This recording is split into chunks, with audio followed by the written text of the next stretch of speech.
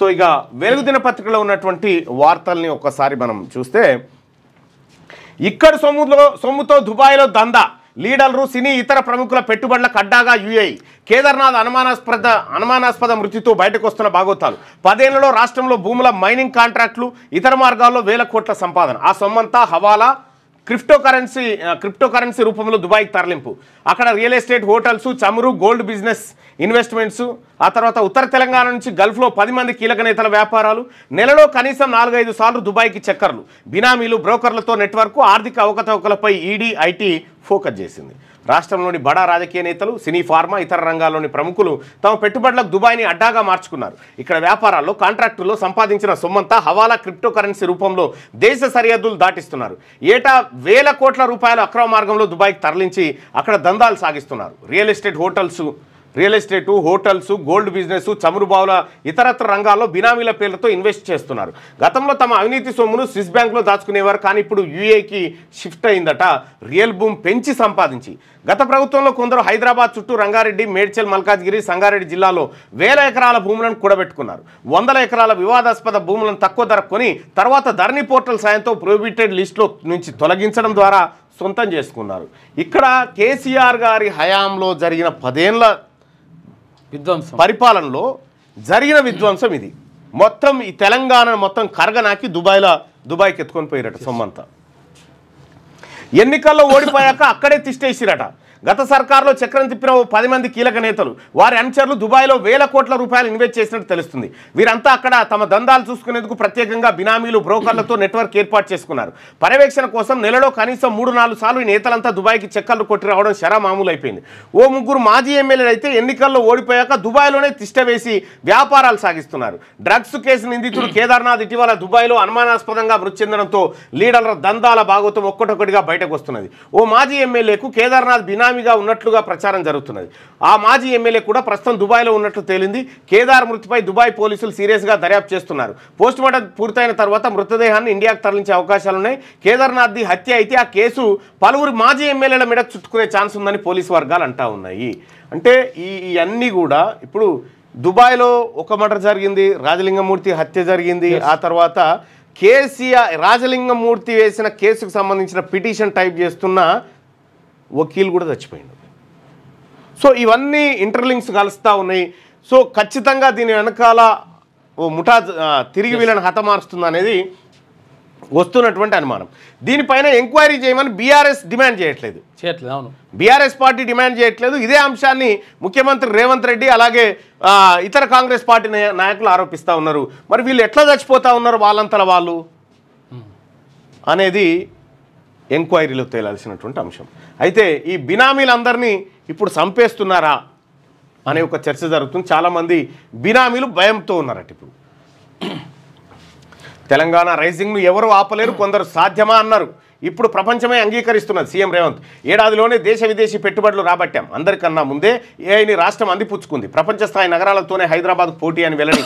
మాదాపూర్లోని HCL tech కొత్త campus ప్రారంభం సందర్భంగా ముఖ్యమంత్రి రేవంత్ రెడ్డి గారు చేసినటువంటి వ్యాఖ్యలు. కొమరవెల్లిలో ఘనంగా పెద్దపట్నం మహాశివరాత్రి సందర్భంగా కొమరవెల్లి మల్లికార్జున స్వామి ఆలయంలో బుధవారం అర్ధరాత్రి పెద్దపట్నం వేశారు.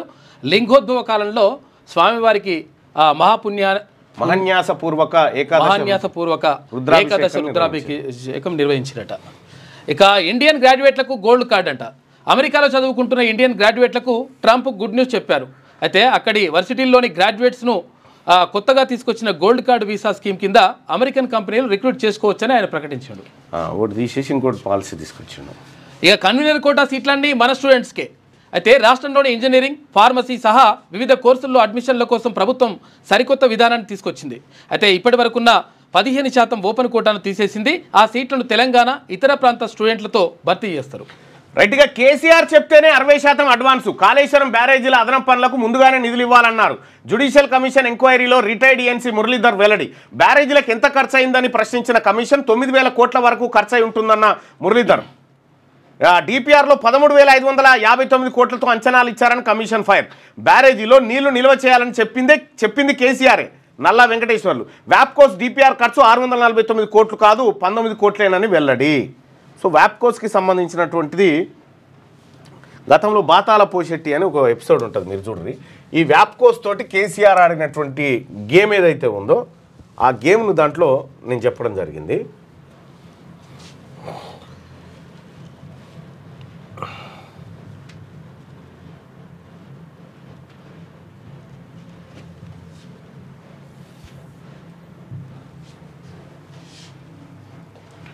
శనేశ్వరం ప్రాజెక్టు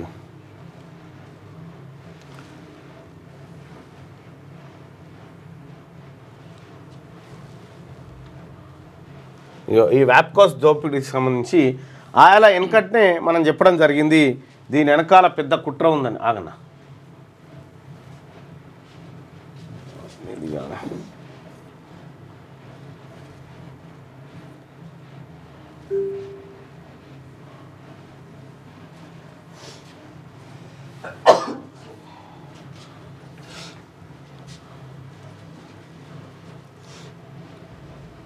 ఇది ఎవరిని ఉద్దేశించింది కాదని చెప్పినా మీరు నమ్మరు కాబట్టి చెప్పనని.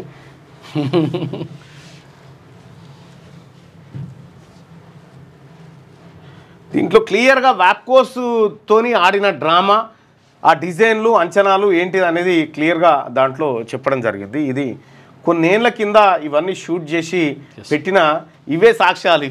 ఇవాళ తువకాలలో బయటపడుతున్న అవినీతికి అన్నిటికీ ఇవి సాక్ష్యాలు. ఏం జరుగుతుంది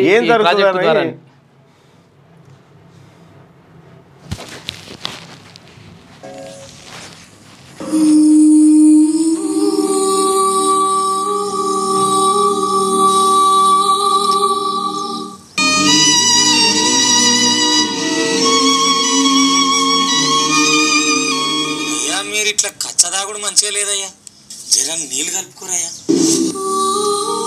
మనసు బాగలేదురా నర్సిగా, జరాదురా తెచ్చిన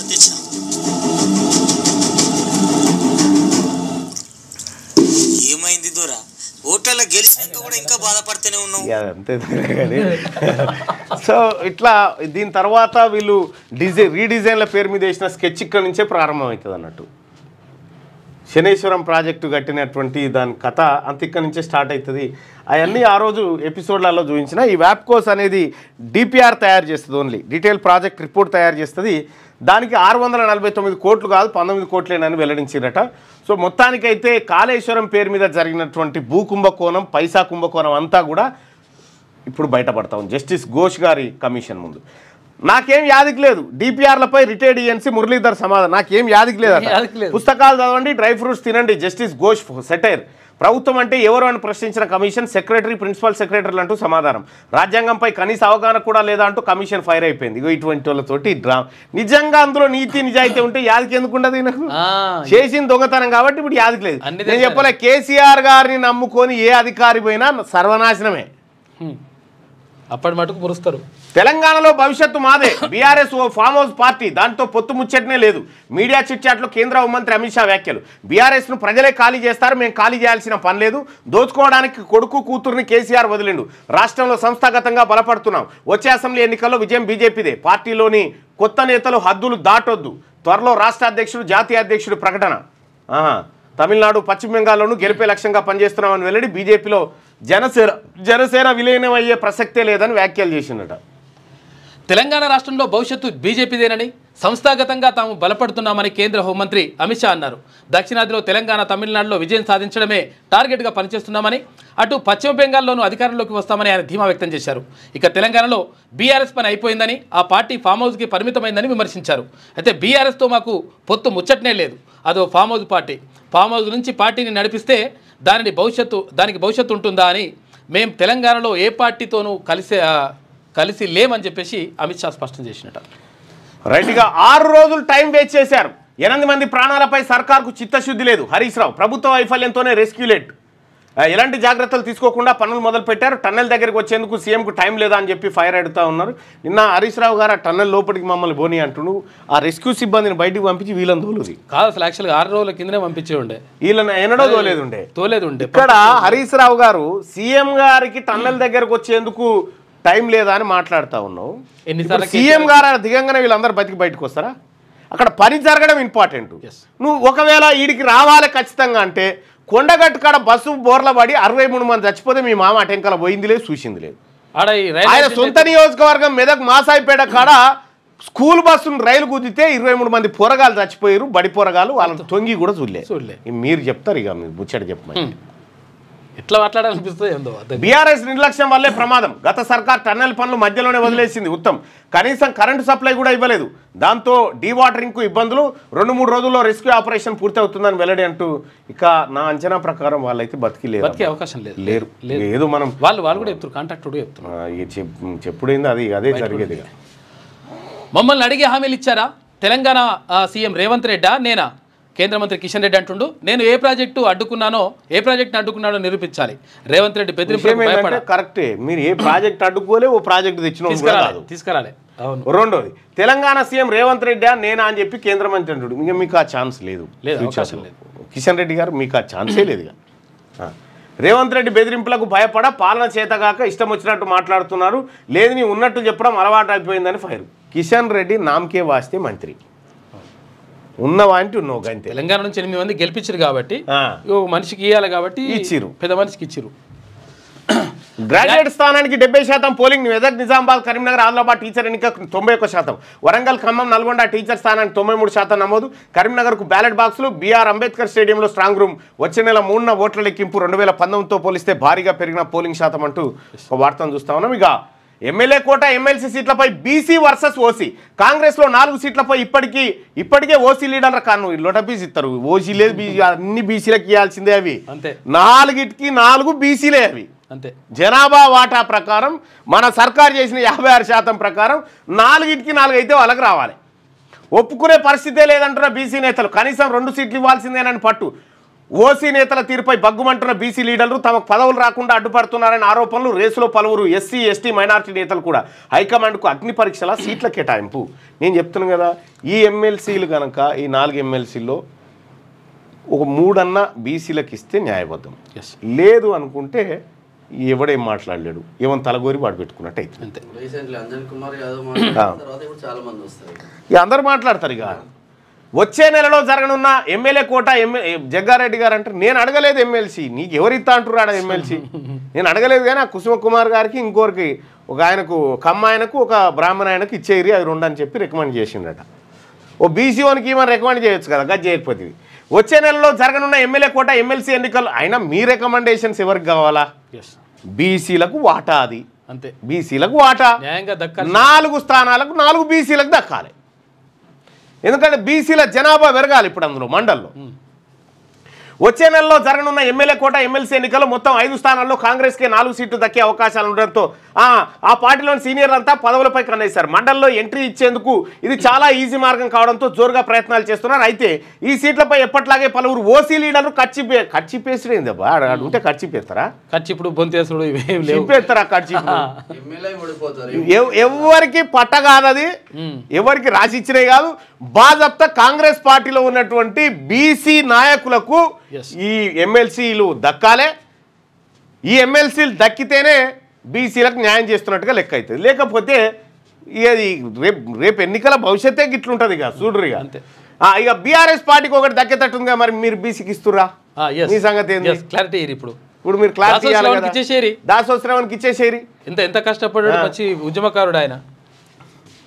అయితే ఈ సీట్లపై ఎప్పట్లాగే పలువురు ఓసీ లీడర్లు ఖర్చుబేగా సామాజిక సమీకరణ ఆధారంగానే ఎమ్మెల్సీ సీట్లు భర్తీ చేయాలనే డిమాండ్ బలంగా వినిపిస్తున్నది. ఇటీవల కులగణన చేయడంతో బీసీల లెక్కలు కూడా తేలాయి. బీసీలు ఏకంగా 56% ఉండడంతో ఆ వర్గం నేతల్లో ఆత్మవిశ్వాసం పెరిగింది. ఇదే అదనుగా కాంగ్రెస్లోని బీసీ నేతల స్వరం పెంచుతున్నారు. తీన్మార్ మల్లన్న, అంజన్ కుమార్ యాదవ్ సొంత పార్టీలో కొందరు ఓసీ నేతల తీరుపై తీవ్రస్థాయిలో విరుచుకుపడ్డారు. జనాభాలో సగానికి పైగా ఉన్న బీసీలను అనగదొక్కుతున్నారని. ఇంకా అనగదొక్కుడు ఏం లేదు భయ్, మేమేం వంగటానికి సిద్ధంగా లేదు. టైం వస్తే మేము కూడా దొక్కుతాం. మీరు ఎప్పుడు వంగుతారా అని చూస్తున్నాం. మేము కూడా ఉన్న బీసీలను అనగదొక్కుతున్నారని మండిపడ్డారు. ఏ స్థాయిలో అన్యాయం జరుగుతుందో ఉదాహరణలతో సహా బయట పెట్టగా వారి వ్యాఖ్యలు రాజకీయంగా పెనుద్దుమారని రేపుతాయి. మరి బీసీలు 30 ఏళ్ల నుంచి వాళ్ళు కాంగ్రెస్ పార్టీలో పనిచేస్తున్నారని చెప్పి ఎవరు ఆయన పేరు జగ్గారెడ్డి గారు అంటా ఉన్నాడు. ఏమని వాళ్ళు 30 ఏళ్ళ నుంచి కాంగ్రెస్ పార్టీని పట్టుకొని ఉన్నారు అని చెప్పి అంటున్నారు జగ్గారెడ్డి గారు. ఆ 30 ఏళ్ళ నుంచి కాంగ్రెస్ పార్టీని పట్టుకొని ఉన్నటువంటి వాళ్ళకు ఎవరైతే ఇప్పుడు వదినమ్మకి ఇచ్చినటువంటి కార్పొరేషన్ ఉందిగా, అదొకటి ఇచ్చే వీళ్ళకు. అది తీసేసి వీళ్ళకి ఒకటి ఇచ్చేసి న్యాయం చేయి. రెండోది 40 ఏళ్ల నుంచి కాంగ్రెస్ పార్టీ గోడలను గీక్తున్న గాంధీ భవన్ గోడలను గీక్తున్న బీసీలను 100 మందిని చూపిస్తాం. పుట్టినప్పటి నుంచి ఉన్న వాళ్ళు ఈ గోడలు గీక్తున్న వాళ్ళను 100 మందిని చూపిస్తాం. పుట్టినప్పటి నుంచి 30 ఏళ్ళు కాదు ఇది.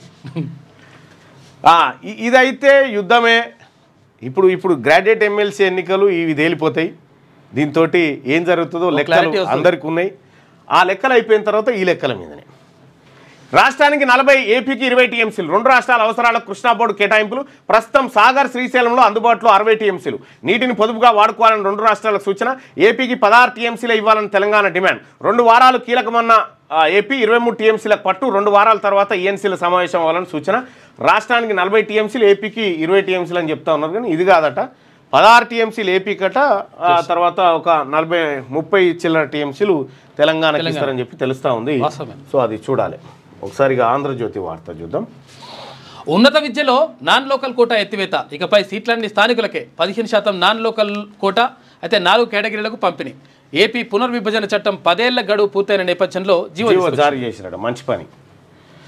తెలంగాణ పరుగు ఆగదు. రాష్ట్రం క్రేజ్ పెట్టుబడులతో తెలిసొచ్చింది. అనుమానించిన వాళ్ళే అభినందిస్తున్నారు. రాష్ట్ర అభివృద్ధిని ప్రపంచమే అంగీకరించింది. HCL కొత్త క్యాంపస్ ప్రారంభంలో సీఎం. గోల్ఫ్ కోర్సు, విల్లా భూముల వివాదాన్ని సామరస్యంగా పరిష్కరించుకుందాం. సీఎంను కలిసిన ఎంఆర్ వ్యవస్థాపకుడు. గత అధికారుల కమిటీకి అదనంగా న్యాయ నిపుణుల కమిటీ ఏర్పాటు చేయాలన్న సీఎం.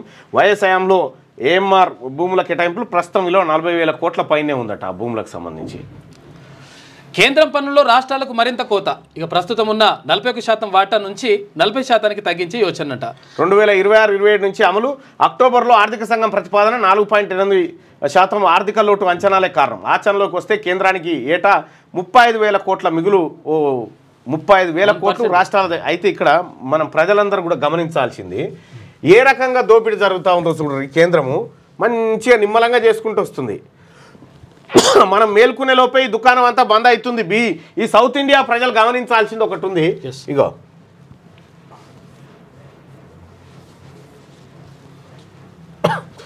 ఇగో ఇక్కడ చూడండి. తెలంగాణ రాష్ట్రం 100 రూపాయలు కేంద్రానికి పంపితే కేంద్రం నుంచి 49 రూపాయలు 80 పైసలు వస్తున్నాయి. ఓపెన్ పెద్ద పెట్టనా? ఓకే.